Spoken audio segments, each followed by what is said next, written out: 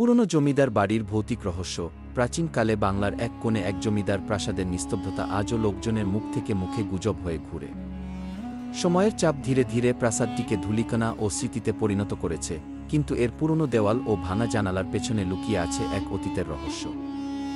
রামপুর নামক এক শান্ত গ্রামেই এই জমিদার বাড়ি অবস্থিত। গ্রামের বৃদ্ধরা বলে থাকেন, সেই বাড়ির প্রাঙ্গণে রাতে এক অদ্ভুত আওয়াজ, হঠাৎ করে আলো জ্বালানো আর ছায়াচ্ছন্ন আয়না দিয়ে কারো দর্শন, যা কোনো মানুষের জানা নেই।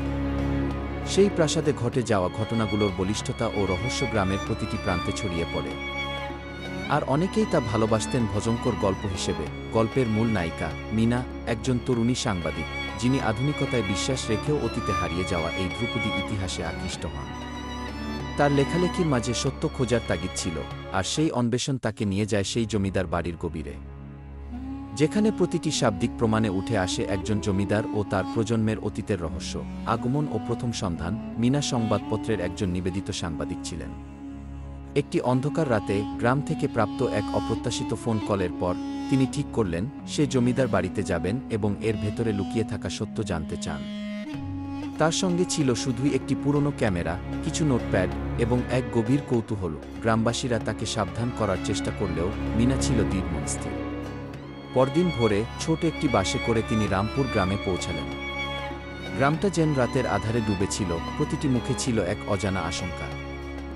গ্রামের বৃদ্ধ একজন তাকে বলে উঠলেন, মেয়েটি, তুমি জানো সেই জমিদার বাড়িতে রাতের অদ্ভুত কিসে কেউ যদি প্রবেশ করে ফিরে আসতে পারেনি। তবুও মীনা নিরপরাধ ছিল, সত্য জানা তার অধিকার। প্রাসাদে প্রবেশের আগে তিনি প্রাসাদের চারপাশে ঘুরে দেখতে শুরু করলেন। মাটিতে ছড়িয়ে পড়া পিঞ্চ, ভাঙা পিলার ও পচে যাওয়া বৃক্ষগুলো যেন একটি বিপর্যস্ত দিক থেকে সতর্কতা জানাচ্ছিল। প্রাসাদের প্রবেশদ্বারটা ছিল টানটান, আর প্রতি পায়ে পায়ে যেন ইতিহাসের নির্জন আওয়াজ ফিরে আসত। প্রবেশ করার পর মীনা দেখলেন প্রাচীন কাঠের দরজা আর ভেঙে যাওয়া মেরুবুক, যা এত বছর ধরে ধুলিতে মাখা ছিল। তার হৃদয় জোরে কপটকে স্পর্শ করতে বলল, প্রকৃত সত্য কি হয়। ইতিমধ্যে প্রাসাদের ভিতর প্রবেশ করার সাথে সাথে একটি শীতল বাতাস ও অনির্বচনীয় অন্ধকারতার সম্মুখীন হন। প্রতিটি দেওয়ালে ছিল অতীতের ছাপ, যেন কোনো অসুচরিত্র মুখোমুখি হতে চাইছে। তার ক্যামেরায় অন্ধকার রুমের প্রতিটি কোণ, পুরনো আর্টফ্যাক্ট ও ছবি তার নজরে পড়তে শুরু করল। জমিদারের পরিবার, তাদের হাসির ছলে লুকিয়ে থাকা বিষাদের ছাপ, প্রথম রহস্যের ছোঁয়া। প্রাসাদের এক কোণে মীনা দেখতে পান এক পুরনো পোর্ট্রেট, যার চোখ যেন জীবন্ত মনে হচ্ছিল। সেটির পাশে এক কোণে রাখা পেঁয়াজের মতো একটি মিরর, যা মনে হচ্ছিল প্রায় যেন কালকের স্মৃতিচারণ করছে। সেই মিরর দেখে মীনা অনুভব করলেন যেন কোনো অদৃশ্য চরিত্র তার দিকে তাকিয়ে আছে। তার চোখে এক অতীতের মায়াবী বিষণ্ণতা, যেন হারিয়ে যাওয়া দিনের কথা বলছে। মীনা সেই মিররের সামনে দাঁড়ালেন, আর হঠাৎই তাকে মনোযোগ দিল এক সুরভিত কুচি ও ভঙ্গুর ফটোগ্রাফ।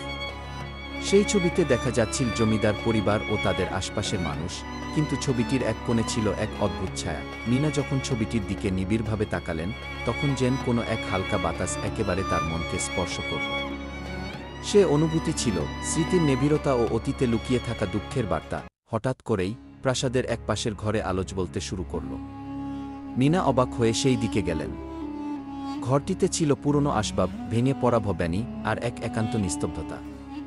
পেছনের দেওয়ালে আঠালো ময়লা ও পুরনো ছবি, যা তার মনে করিয়ে দিল যে এই বাড়ি এক সময় ছিল রূপ ও রাজবাড়ির প্রতীক। কিন্তু এখন তা এক নিস্তব্ধ শাস্তির গল্প বলছিল। সে ঘরে হঠাৎই এক মৃদু আওয়াজ তার কানে পেল, যেন কারো ক্রমান্বয়ে কুয়াশা মিশে কথা বলছে। মা!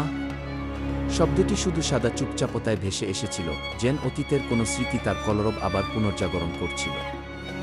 মীনা জানতেন এটা শুধুমাত্র তার কল্পনা নয়, বরং এই জমিদার বাড়িতে এখনও জীবন্ত হয়েছে এক ভয়ঙ্কর অতীতের প্রতিচ্ছবি, অতীতের স্বর্ণালী স্মৃতি ও বর্তমানের আতঙ্ক। পরদিন মীনা প্রাসাদের প্রধান হল রুমে আবার প্রবেশ করেন, যেখানে বৃষ্টির আওয়াজ বাইরে থেকে স্পষ্ট শোনা যাচ্ছিল। সেই হলের দেয়ালগুলিতে ঝাঁকুনি মেরে ওঠা ঝোপঝাড়ের মতন প্রাচীন দিনের নিদর্শন ছিল। ধীরে ধীরে তিনি দেখতে পেলেন কিছু ধোঁয়াটে চিহ্ন, যেগুলো এক সময় জমিদারের পরিবার তাদের জীবনের সুখ দুঃখের গল্প হিসেবে আঁকতে ব্যস্ত ছিল। এক পুরনো চিঠি, এক টুকরো কাগজ ও এক ভাঙা ঘড়ি, এসব অতীতের স্মৃতিচারণ তার মনে করিয়ে দিল যে জমিদার বাড়ি কেবল একটি ভবন নয়, বরং এক জীবন্ত ইতিহাস। সেই চিঠিতে লেখা ছিল, আমাদের পরিবারে অন্ধকার রহস্য লুকিয়ে আছে, এই বাড়িতে গোপন এক সত্য আছে যা কখনো বলার জন্য প্রস্তুত নয়। ইতিমধ্যে মিনা আবিষ্কার করলেন যে এই বাড়ির প্রতিটি কোণে ছিল জমিদারের অস্পষ্ট অস্তিত্বের ছায়া। সবাই বিশ্বাস করতেন জমিদারের আত্মা এখনও ওই বাড়িতে বেঁচে আছে। তিনি জানতে পারলেন জমিদার নিজের জীবনে এক অত্যাচার ও অনিষ্টের শিকার হয়েছিলেন এবং তার মৃত্যুর পর তার আত্মা শান্তি পায়নি। জমিদারের আত্মা গ্রামবাসীর কাছে নিজেকে এক আতঙ্কের রূপে প্রকাশ করত, যেন সেই অতীতের অশান্তির প্রতীক। যখন সন্ধ্যা অন্ধকারে রূপান্তরিত হল, মিনা এক পুরনো কক্ষের কোণে পৌঁছালেন যেখানে জমিদারের পরিবারের ছবি ও স্মৃতিচিহ্ন ছিল। তাতেই তিনি দেখতে পেলেন এক অস্পষ্ট ছায়াপথ, যা যেন ধীরে ধীরে তার দিকে এগিয়ে আসছিল। মিনা দ্রুত তার ক্যামেরার আলো জ্বালালেন, কিন্তু ছবি তোলা মাত্রেই সেই ছায়া যেন ফিকে হয়ে গেল। এই অভিজ্ঞতা মিনা মনে স্থির করল, এই জমিদার বাড়ি শুধু এক প্রাকৃতিক স্থাপনা নয়, বরং এক জাদুকরী ও অশান্ত অতীতের সাক্ষী। তার মনে প্রশ্ন জাগ্রত হল, কেন জমিদারের আত্মা এত গভীরভাবে ক্লান্ত? আর কি ছিল সেই রহস্য যা তাকে এত কষ্টে ডুবিয়ে রেখেছে? পুরনো ইতিহাস ও গোপন বয়ে চলা কথা। মিনা সিদ্ধান্ত নিলেন এই রহস্যের উত্তর খোঁজার জন্য প্রাসাদের ইতিহাস নিয়ে তদন্ত করবেন। তিনি গ্রামের প্রাচীন কাগজপত্র ও সাক্ষীদের সাথে কথা শুরু করলেন। গ্রামের এক বৃদ্ধ গোডামি বললেন, এই জমিদার বাড়িতে একসময় জমিদার তার পরিবারকে অত্যাচারে ভোগ করতেন। তার অধীনে বহু মানুষ বিপন্ন হতো। বলতে হয় জমিদারের মৃত্যুর পর তার আত্মা অবশিষ্ট সকলকে শাস্তি দিতে চায়। আরেকজন সাক্ষী বললেন, আমি যখন ছোট ছিলাম তখন আমি দেখেছিলাম রাতে ওই বাড়ি থেকে একটা মর্মান্তিক আওয়াজ বের হতে, আর মাঝে মাঝে একটা মেয়ের কান্নার শব্দ, যেন কেউ হারিয়ে গেছে। এইসব কথায় মিনা আরও গভীরভাবে অনুসন্ধানে লেগে গেলেন। তিনি জানতে পারলেন জমিদারের প্রলয়ে তার পরিবারের মধ্যে এক গুরুতর দ্বন্দ্ব ছিল, যেখানে বহু মানুষ অন্যায়ের শিকার হয়েছিল এবং তাদের আত্মা শান্তি পায়নি। মিনা সংগ্রহ করলেন এক পুরনো দৈনিক প্রতিবেদনের কাটাকাটি, যেখানে লেখা ছিল জমিদারের মৃত্যুর পর তার আত্মা ঠিক সেই বাড়িতে ঘুরে বেড়ায়, একটি অনিশ্চিত ক্রোধ ও দুঃখের সঙ্গে। সেই প্রতিবেদনে উল্লেখ ছিল জমিদারের একই সন্তান ছিল, যে ব্যর্থতার মুখোমুখি হয়ে নিজেকে নিঃসৃত করেছিলেন, আর সেই ঘটনায় বাড়িকে অতিরিক্ত ভৌতিক করে তুলেছিল। মিনা বুঝতে পারেন জমিদার ও তার সন্তান দুটোরই জীবনে ঘটে যাওয়া অন্যায়, তাদের ভেতরের অশান্তি ছড়িয়ে পড়েছিল এই প্রাসাদের প্রতিটি কোণে। তিনি আত্মবিশ্বাসের সাথে ভাবলেন, সত্য যে এখানে লুকিয়ে আছে তা অবশ্যই এই সব কণ্ঠস্বরের মধ্যে নিহিত। রাতের গভীরতা ও অতৃপ্ত আতঙ্ক রাত ডাকি ডাকে গেল। প্রাসাদে ঢোকার পর প্রতিটি ক্ষণ যেন অতীতের অশান্ত স্বপ্নের মতো মিথ্যা প্রতিশ্রুতি নিয়ে হাজির হচ্ছিল। যখন মিনা প্রাসাদের মধ্যবর্তী হলের দিকে এগোলেন, তখন হঠাৎ করে চারপাশে ঘন কুয়াশা ছড়িয়ে পড়ল, বাতাসে এক অদ্ভুত ঠান্ডা লাগতে লাগল। আর মিনি অনুভব করলেন যে তার পেছনে কেউ আছে। এক ধরনের অদ্ভুত চমকে উঠে গেল। প্রাসাদের এক কোণে এক স্থানে মোনা জানালার কাছে বসে থাকলেন এক বৃদ্ধা, যিনি পুরনো জামাকাপড় পরা অবস্থায় ছিল। তার চোখে ছিল এক গভীর বিষণ্ণতা, আর তিনি যেন বলছিলেন, এই বাড়িতে সত্যের আলো কখনো জ্বলে না। বৃদ্ধার কথা শুনে মিনা বুঝলেন এই বাড়ির প্রতিটি আত্মা তার একান্তভাবে বাধা আছে, আর প্রতিটি আত্মা তার নিজস্ব গল্প নিয়ে ব্যথিত। মিনা সেই বৃদ্ধার কাছ থেকে জিজ্ঞাসা করলেন, আপনি কে আর কেন এখানে আছেন? বৃদ্ধা গভীর নিঃশ্বাস নিয়ে বললেন, আমি সেই একজন যিনি এই বাড়ির প্রতিটি অশান্ত আত্মার রক্ষাকর্তা। তিনি বলেন, এই জমিদার বাড়ির ইতিহাসে অনেক অপরাধ ও অনিষ্ট লুকিয়ে আছে। প্রতিটি আত্মা এখান থেকে মুক্তি চাইছে, কিন্তু মুক্তি পেতে হলে সত্যকে আন্তর্দৃষ্টি করতে হবে। মিনা তখন তার নোটপ্যাডে সেই কথাগুলো লিক করে নিলেন। মনে মনে ভাবলেন, এই গল্পে শুধু জমিদার আর তার পরিবার নয়, বরং তাদের শাস্তি ও মুক্তির লড়াইয়েরও পরিচয় রয়েছে। তিনি আরও জানতে চেষ্টা করলেন, এই মুক্তি পাওয়ার উপায় কি? বৃদ্ধা মৃদু স্বরে বললেন, প্রথমে আপনাকে জেনে নিতে হবে প্রতিটি আত্মার ব্যথা ও কারণ। তারপরই হয়তো সেই কুসংস্কৃতি ও অশুভ শক্তিকে পরাস্ত করা সম্ভব। বৃহৎ হলের একটি কোণে একটি পুরনো দাসবাড়ির মতো ঘরের পাশে মিনা দেখতে পেলেন এক পুরনো দাওয়াতনামা, যার প্রতিটি শব্দ যেন বিদ্যুৎ ধরে কাটে অতীত ও বর্তমানকে এক করে। সেই দাওয়াতনামায় লেখা ছিল, সত্যের আলো যেমন অন্ধকারে পথ দেখায়, তেমনি প্রাসাদের প্রতিটি আত্মা মুক্তির আশা রাখে। আত্মাদের বেদনা ও রহস্যময় সাক্ষাৎ। মিনা সিদ্ধান্ত নিলেন যেন তিনি এই রহস্যের সব পাতা উন্মোচন করবেন। তিনি প্রাসাদের গভীরে প্রবেশ করলেন, যেখানে সময় যেন থেমে গেছে। একটি পুরনো মন্দিরের মতো এক কক্ষ ছিল, যার দরজায় লেগেছে ক্ষয়াস্ত্রয়িত সিল্কের ফ্রেম, আর দেওয়ালে আঁকা ছিল জমিদারের আত্মীয়দের ছবি, যেন তারা এখনও জীবন্ত। কক্ষটির মধ্যে প্রবেশ করে মিনা অনুভব করলেন এক হালকা কম্পন। হঠাৎই এক পাতলা ছায়া ধীরে ধীরে তার সামনে এসে দাঁড়াল। ছায়াটি অস্বচ্ছ কিন্তু স্পষ্টভাবে দেখা যাচ্ছিল এক নারীর মুখ, যার চোখে অশ্রু আর মুখাবয়বে ছিল এক গভীর বিষাদ। মিনা হতবাক হয়ে গেলেন। নারীর আত্মা দেখিয়ে দিল যেন সে কিছু বলতে চেয়েছিল, আমাদের সবাইকে ভুলে যেও না, আমাদের দুঃখ, আমাদের বেদনা এবং আমাদের অনিষ্ট। সেই আত্মা যেন মৃদু হলেও স্পষ্ট কণ্ঠে বলল। মিনা তখন বুঝতে পারলেন এই জমিদার বাড়ির প্রতিটি আত্মার গল্প আছে, যারা ভেঙে পড়া দিনের স্মরণে আবদ্ধ। মিনা সেই আত্মার কথা লিখে রাখলেন এবং তার ক্যামেরার লেন্সে সেই দুঃখকে বন্দী করার চেষ্টা করলেন। কক্ষের বাতাসে শীতলতা এসে ঢুকে মিনা অনুভব করলেন যেন অতীতের এক শ্বাস এখনও তার কোলাহল ছড়িয়ে দিয়েছে। তার মনে হল জমিদারের আত্মা তাদের ভুল বোঝাবুঝির ফলে এতদিন অশান্ত ছিল, আর এখনই তাদের মুক্তি দিতে হবে সেই ভুল বোঝাবুঝি ও অত্যাচারের অবশিষ্টাংশ। প্রতিশোধের ছায়া ও মুক্তির আহ্বান। পরের দিন সকাল সকালে মিনা প্রাসাদের একটি নথিপত্র চেক করতে চাইলেন, যা তাকে জমিদারের পরিবার ও তাদের অপরাধের সম্পূর্ণতা সম্পর্কে জানাবে। তার খোঁজে তিনি পেয়েছিলেন এক পুরনো বক্স, যার ভেতর লুকিয়ে ছিল জমিদারের নোট, কিছু পারিবারিক চিঠি ও এমনকি একটি পুরনো ডায়েরি। ডায়েরিতে লেখা ছিল জমিদারের আত্মবিনাশ ও ক্ষতচিহ্নিত দিনগুলোর কথা, কিভাবে তিনি তার অধীনে থাকা মানুষের প্রতি নিষ্ঠুর ছিলেন, কিভাবে তার নিজের সন্তানও অতৃপ্তির বশিষ্ঠে ভেঙে পড়েছিল। এক পাতা পরে মিনা এক গভীর নিঃশ্বাস ফেললেন। সেখানে লেখা ছিল, এই বাড়ির প্রতিটি প্রাণ, প্রতিটি আত্মা যদি মুক্তি পেতে চায়, তাহলে তাদের বেদনা ও সত্যকে স্বীকার করতে হবে। মিনা বুঝলেন, যদি জমিদারের আত্মা ও তার পরিবারের আত্মারা সত্যিকার মুক্তি পেতে চায়, তাহলে তাদের অতীতের অনিষ্ট ও অত্যাচারের কথা জনসাধারণের সামনে তুলে ধরা হবে। তিনি সিদ্ধান্ত নিলেন যে এই গল্প লিখে তিনি জমিদারের প্রাসাদের অতীতের অন্ধকারকে স্বচ্ছ আলোতে আনবেন। এই সিদ্ধান্তের সাথে সাথেই দুপুরের সূর্য যখন মাধ্যাকর্ষণের স্পর্শে ধীরে ধীরে নদীটির কিনারে পড়তে শুরু করল, মিনা প্রাসাদের চৌরাস্তার দিকে ফিরলেন। পথে চলতে গিয়ে তিনি অনুভব করলেন যেন প্রতিটি পদক্ষেপে জমিদারের আত্মার এক গভীর ব্যথা ও অনুশোচনা লুকিয়ে আছে। গ্রামের প্রতিটি মানুষের মুখে ছিল এই বাড়ির গল্প, যারা অনেক দিন ধরে সেই অতীতের অশান্তির সাক্ষী। গ্রামবাসীর কাছে জমিদার শুধু একজন অত্যাচারী শাসক ছিলেন না, বরং তার অপরাধের শাস্তি হিসেবেও দেখা হতো। অনেকেই বলতেন, যখন জমিদারের আত্মা সেই বাড়িতে ঘুরতে দেখা যায়, তখন মনে হয় যে অতীতে হওয়া অন্যায়ের প্রতিফলন হচ্ছে। মিনা সেই কথাগুলো ভাবছিলেন আর তাকে জিজ্ঞাসা করছিলেন কিভাবে এই অন্যায়ের সত্য প্রকাশ করা যায়। আত্মার মুক্তির সন্ধানে রাতের কালো আধারে আবারও প্রাসাদের অভ্যন্তরে ঢুকলেন মিনা।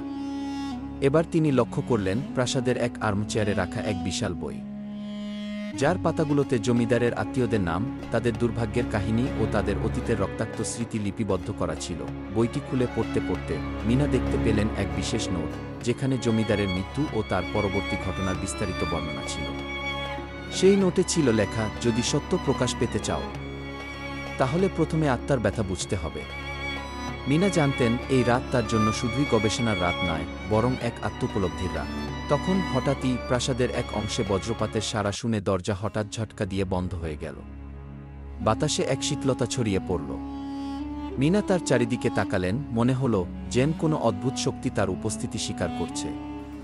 সেই মুহূর্তে একটি দৃশ্য তার চোখের সামনে উন্মোচিত হল, এক অদ্ভুত আলো যেন সময়ের সীমানা পার করে আসছে, আর সেই আলোতে জমিদারের আত্মা সত্যিকারের প্রাণের মতো প্রতীয়মান হল। সেই আত্মা যেন মৃদু মুচকি হেসে বলল, তুমি এসেছ সত্য জানার জন্য, কিন্তু মুক্তির দরজা এখনও বন্ধ, তোমাকে চাই এই অশান্তির কারণে যাদের আত্মা ভুগছে তাদের সত্য প্রকাশ করতে। মিনা বুঝলেন তাদের মুক্তির উপায় ছিল অতীতের দুঃখ, তাদের বেদনা সবাই জানলে হয়তো হবে মুক্তি। অতীত ও বর্তমানের মিলন। মিনা পরবর্তী কয়েকদিনে প্রাসাদের প্রতিটি কোণ খতিয়ে দেখলেন। তিনি প্রতিটি কক্ষ, প্রতিটি পুরনো নথি, প্রতিটি ফটোগ্রাফ ও প্রতিটি চিহ্ন সংগ্রহ করলেন, যাতে জমিদারের পরিবার ও তাদের ভুক্তভোগীদের কষ্টের সঠিক চিত্র তুলে ধরা যায়। আলোচনার মাধ্যমে গ্রামের বেশ কয়েকজন বৃদ্ধ ও আত্মীয় তাকে বললেন, এই জমিদার বাড়ি শুধু এক বাড়ি নয়, এটি হলো অতীতের প্রেতাত্মাদের নিক্ষেপস্থল। মিনা জানতে পারলেন যে জমিদারের আত্মীয়দের মধ্যে অনেকেই মারা গেলেও তাদের আত্মা এখনও এখানে বিরাজমান, তাদের শাস্তি ও অনিষ্টের স্মৃতি বহন করে। তার তদন্ত থেকে ধীরে ধীরে উঠে এল এক গুপ্ত কাহিনী, এক জমিদার যিনি তার অত্যাচারের কারণে নিজের সন্তানকে হারিয়েছিলেন এবং সেই অপরাধের বোঝা তাকে প্রতিদিনেই ভোজতে বাধ্য করেছিল। সেই সন্তানও ছিল এক দুর্ভোগী, যার আত্মা আজও প্রাসাদের এক কোণে নিরাশা নিয়ে দাঁড়িয়ে আছে। মিনা বুঝলেন জমিদারের ও তার সন্তান দুজনেই একত্রে একটি দ্বন্দ্বে জড়িয়ে পড়েছিল, যার ফলেই এই জমিদার বাড়ি আজকে ভৌতিক হয়ে উঠেছে। মিনা যখন সেই সমস্ত তথ্য একত্র করলেন, তখন তার মনে হল এই সত্য জনসাধারণের সামনে তুলে ধরা দরকার, যাতে গতকালের অশান্তি আগামীকালের মুক্তিতে রূপান্তরিত হয়। প্রাসাদের ভেতরে লুকিয়ে থাকা আত্মারা যেন তাদের ব্যথা থেকে মুক্তি পেতে পারে, মুক্তির সন্ধানে এক সংকল্প। একদিন বিকেলে মিনা সিদ্ধান্ত নিলেন যে তাকে এক বিশেষ অনুষ্ঠানের আয়োজন করতে হবে, যেখানে জমিদারের অতীতের সত্য প্রকাশ করা হবে। গ্রামের সকল প্রভাবশালী ও ইতিহাসচেনা ব্যক্তিদের আমন্ত্রণ জানানো হলো। অনুষ্ঠানে মিনা জমিদারের বাড়ির ইতিহাস, জমিদারের অত্যাচার এবং সেই অতীতের অশান্তির গল্প বিস্তারিতভাবে উপস্থাপন করলেন। কথার মাঝে তিনি বললেন, আমরা যদি সত্যকে জানাতে চাই তাহলে আমাদের সকলেই জানতে হবে এই বাড়িতে শুধু এক জমিদারের দুঃখ নয়, বরং অনেক আত্মার কষ্ট ও অনিষ্ট নিহিত। আমাদের উচিত সেই সমস্ত আত্মাকে সম্মান ও মুক্তি দেওয়া। অনুষ্ঠান শেষে গ্রামের মানুষের মুখে জল, চোখে আবেগ। অনেকেই বললেন, এখন হয়তো আমরা বুঝতে পারলাম কেন গত কয়েক দশকে এই বাড়িতে এমন রহস্য ছিল।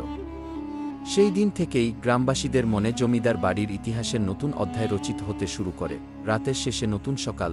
অবশেষে সেই রাতে প্রাসাদের এক কোণে মিনা আবার ফিরে গেলেন সেই পুরনো কক্ষে, যেখানে পূর্বের রহস্যময় ছায়া তাকে স্বাগত জানিয়েছিল। সেই কক্ষে বসে তিনি লক্ষ্য করলেন বাতাসে এক হালকা পরিবর্তন হয়েছে, যেন কোনো এক আত্মা ধীরে ধীরে শান্তির পথে পা বাড়াচ্ছে। এক্ষুনি প্রাসাদের এক কোণে তাকে এক নিঃশব্দ হাসি লক্ষণীয় হল। মনে হলো এই হাসিটি ছিল মুক্তির আহ্বান, সেই আত্মাদের জন্য যারা দীর্ঘদিন ধরে তাদের অতীতের বোঝা সহ্য করছিল। মিনা অনুভব করলেন আজ হয়তো কিছু পরিবর্তন এসেছে। তারপর সেই রাতের পর জমিদার বাড়িতে ধীরে ধীরে শান্তির অবস্থা ফিরে আসতে শুরু করল। গ্রামের মানুষরা বলতেন, যখন জমিদারের আত্মা শেষ অবধি মুক্তি পেল, তখন সেই পুরনো বাড়ি যেন আর ভৌতিক হয়নি। যদিও অতীতের স্মৃতি এখনও সেখানে বিরাজমান ছিল, তবুও মুক্তির একটি নতুন আলো ঝলকতে শুরু করল। মিনা তার অনুসন্ধান আর সংগ্রামের মাধ্যমে জীবনের অন্ধকার থেকে সত্যের আলোকে বের করে আনতে সক্ষম হলেন। তার লেখনী আর প্রতিবেদন এখন গ্রামের ইতিহাসের অংশ, যা ভবিষ্যৎ প্রজন্মকে শেখাবে ভালোবাসা, দয়া এবং সঠিক সত্যের সন্ধানে অন্ধকারের বিরুদ্ধে লড়াই করার উপায়। সমাপনী মন্তব্য: পুরনো জমিদার বাড়ির ভৌতিক রহস্য কেবল এক ভৌতিক গল্প নয়, এটি একটি সামাজিক ও ঐতিহাসিক বার্তা বহন করে। জমিদারের অত্যাচার, তার পরিণতি এবং আত্মাদের বেদনা আমাদের স্মরণ করিয়ে দেয় যে অতীতের অন্যায় যেন ভবিষ্যতের জন্য এক শিক্ষা। যদি আমরা সত্যকে জানি ও সম্মান করি, তাহলে হয়তো সেই অনিষ্টপূর্ণ অতীত থেকে মুক্তি মিলবে। এই গল্পের মাধ্যমে আমরা বুঝতে পারি প্রতিটি অশান্ত আত্মার পেছনে রয়েছে এক অনিশ্চিত গল্প, আর মুক্তির উপায় শুধু সত্য ও মানবতার আলোকে গ্রহণেই সম্ভব।